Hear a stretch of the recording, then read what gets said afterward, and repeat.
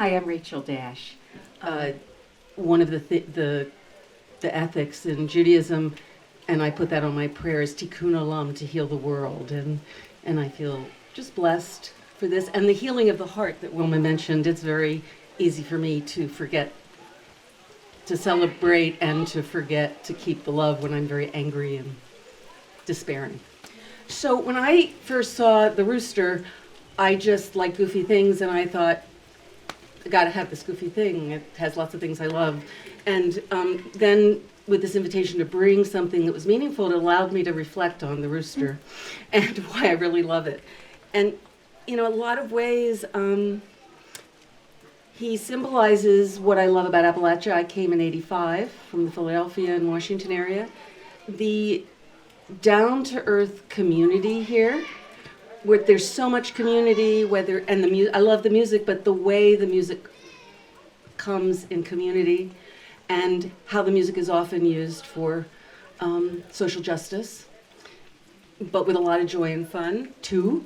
And I thought of all the ways community, you know, the eggs that I purchased from a friend who has chickens, you know, that he didn't want to just have the chickens that are factory raised, and the ways people are doing whatever they can in the ways they live to not just buy into the consumerism that's hurting this world and isolating each other. And I found that in West Virginia. I also, the rooster brought to mind to me the small farm, the small communities, and people living together and yet so close to nature. So both the small farms, but also as you're driving or as you're walking, you're also close to wilderness, which is really important to me. And I feel like I've learned so much from the people here and the land here. So thank you. My name is Chuck Honor. I live in Roane County. I brought a couple of things today. One of them is just a small feather from a blue jay. Kind of reminds me of how I'm woken up in the morning, spring through fall, with all the diversity of the bird songs, and what a joy it is to wake up to that, and what a joy it is to live in Appalachia, where we have the most diverse deciduous forest in the world, and we have access to all of these beautiful things, whether it be the birds or just the diversity of the flora that we have here. The other thing that I brought are some pickings of cultivated wildflowers from my garden. And the reason that I point out that they're cultivated is that I've been a beekeeper for 30 years.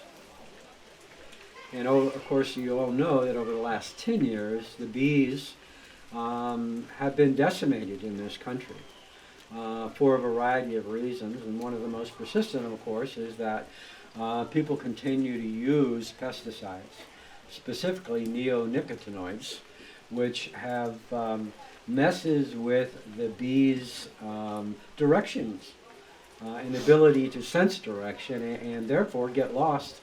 And that's how we have colony collapse disorder, where you open up a hive and there are no bees, and there are no bees on the front, and it's like out of a science fiction movie. They have just simply gone. And it's frightening. It's frightening because we depend on bees for, probably at least 40-45% of our food. And they're a bellwether of what's happening in our environment. And for people who aren't aware, who aren't present in their day, it just goes right by them. Food will always be there because somebody's going to grow it. But all of these little things that we see around us in our environment are all signs given to us if we just simply pay attention to it. And then how we have to respond to that. And one of the ways that I have to respond is that now I have to plant more cultivated wildflowers, simply because so many of my neighbors and farmers are using pesticides.